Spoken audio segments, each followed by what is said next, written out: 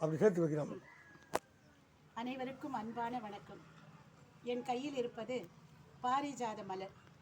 இது தெய்வீக மலர் என்று சொல்வார்கள்.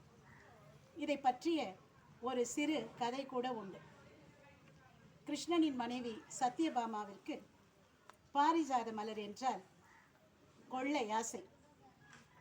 ஆனால் ஒரு நாள் ருக்மணிக்கு பாரிஜாத மலரை கிருஷ்ணன் கொடுத்து விட்டான் என்பதற்காக பாமாவிற்கு ரொம்பவும் கோபம் வந்துவிட்டது. அதனால் பாமா பேசவே இல்லை. கிருஷ்ணர் கேட்டார், ஏன் இப்படி கோபமாக இருக்கிறாய் என்று. நீங்கள் ருக்மணி வீட்டில் தானே இந்த மாதிரி பாரிஜாத பூவை கொடுத்தீங்க, எனக்கு ஏன் முதல்ல கொடுக்கலன்னு. அப்போ உனக்கு என்ன வேண்டும் சொல்லுன்னாரு. எனக்கு பாரிஜாத பூ இல்லைங்க, பாரிஜாத மரமே வேண்டும் அப்படின்னு சொன்னாலாம். உடனே மறுநாள் என்ன பண்ணார், கிருஷ்ணர் பாரிஜாத மரத்தை எடுத்துன்னு வந்து பாமா வீட்டில் வச்சுட்டார்.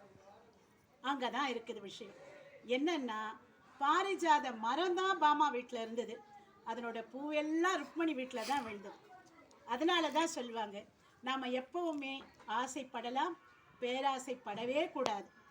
அதை உணர்த்தத்தான் இந்த பாரிஜாத மலர். அளவோடு ஆசைப்பட்டால் நமக்கு அனைத்துமே வாழ்க்கையில் கிடைக்கும் என்பதற்கு இந்த பாரிஜாத மலரும் இதற்கான கதையும் நம் வாழ்க்கைக்கு ஒரு பாடம்.